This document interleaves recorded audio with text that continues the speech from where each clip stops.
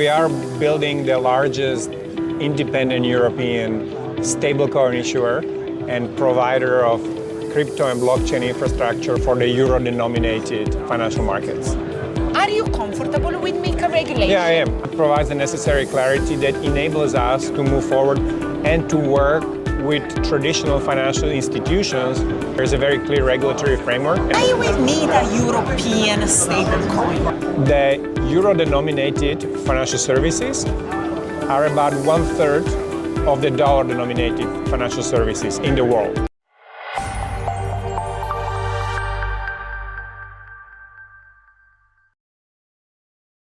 So Martin, great to meet you. Likewise.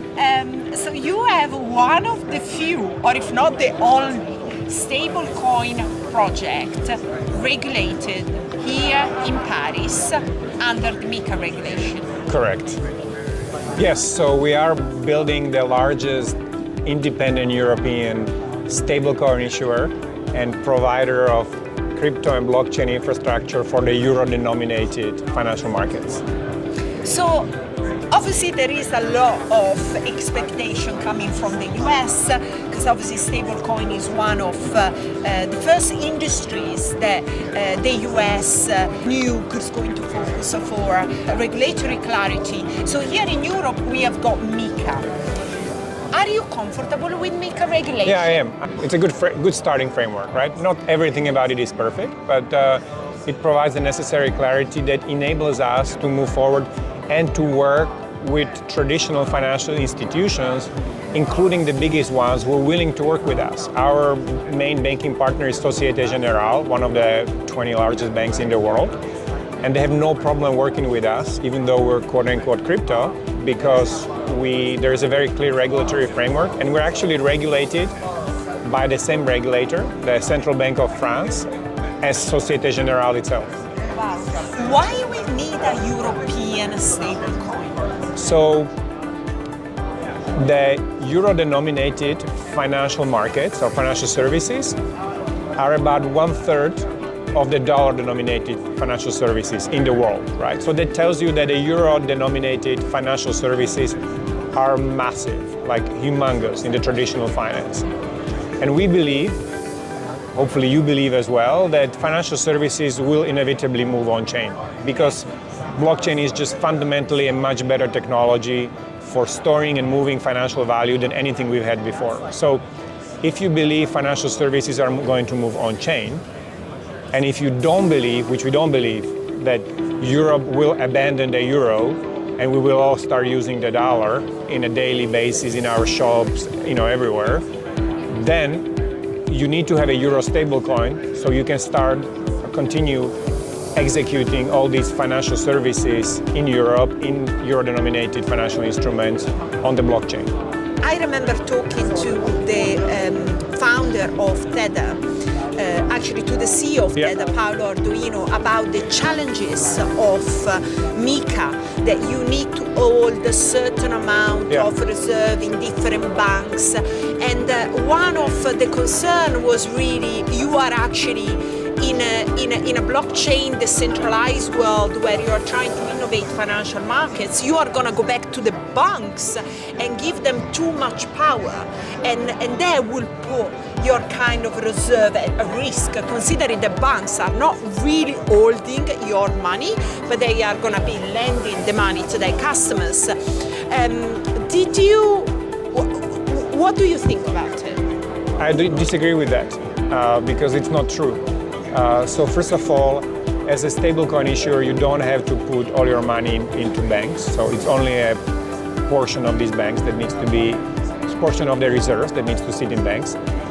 Every stablecoin issuer, like even you look at USDC, which is a very serious second largest stablecoin issuer, they have a portion of their assets in banks because they need to be able to pay it out in case there is a sudden demand. Okay, I want to withdraw, I want to redeem, I don't want to hold a stablecoin, I want the cash.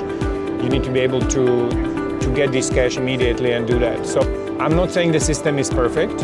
I think potentially the numbers or the percentage you need to hold in banks is a bit high. But I think that will change over time as well, as the European regulators start to get a better feel for this industry, for the needs, for potential risks, real risks as opposed to theoretical one, I think things will change. What's the name of the stablecoin? So it's Europe. Europe. So you just launched this month, right? Correct. What's the plan to increase adoption? So as a first step, we're going to be launching essentially on all the main exchanges in Europe, crypto exchanges in Europe. We've already launched the very first one just very, very recently, B2Me, which is the largest crypto exchange in Spain. But in the next 2 weeks, we're going to be launching on the arguably 2 largest crypto exchanges in Europe. I can't tell you the names yet because it's not public, but like you can probably figure it out. Yeah, and so then we have a whole set of exchanges now, like pre-agreed. So we will be, within the next couple of months, we will be listed on all the European or the meaningful European crypto exchanges. So that's just the basis. But we're working on a very, very exciting project in payments. So basically using the crypto blockchain technology and finally to do an exciting payment product for cross-border payments at a large scale. So there is also a lot of expectation on the DeFi industry. Yeah. Obviously, stablecoin are kind of like the first, but then the DeFi industry also have to evolve because traditional finance is, as innovation keep pushing, traditional finance is really looking like very old, right? So what are your expectations here in Europe with MiCA about progress in the DeFi space? Look, the good thing about MiCA is it doesn't try to regulate DeFi. So DeFi is outside of the scope of MiCA. I think that's a very good thing because it's still very early on and you can't try to regulate like an emerging industry because most likely you will kill it. For stablecoins, it's a different story, right? Because we've had stablecoins for almost a decade now. So it's a different story. But yeah, I think DeFi in Europe is essentially unrestricted. I mean, other than the normal restrictions on like anti-money laundering. But I think if you run any serious project, if you're a serious person, like you don't wanna have money launderers and terrorists to be using your projects anyway, right? So the other question that I want to ask you was, you are partnered with Societe Generale, they are a big institution in Europe. And obviously you mentioned about payments, but there is also this big industry that is building in the finance space about tokenization, real-world assets. I don't want to ask you inside information, if we can call it that way, but are you entertaining any kind of discussion about RWA with these big guys? Absolutely. So we haven't started with the very large financial institutions yet because, again, we launched the company. We got the license end of November of last year, launched the product last month, so it's still very, very early on.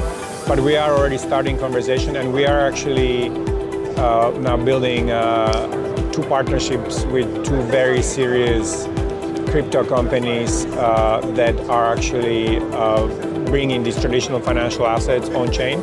And more interestingly, one of them is building a platform where governments can issue natively on chain. So not that the government will issue a bond, through the City of London in Europe and then tokenize it, but where you can actually issue, whatever. You're a German government, Czech government, you can go and issue the bond immediately on chain and then trade it.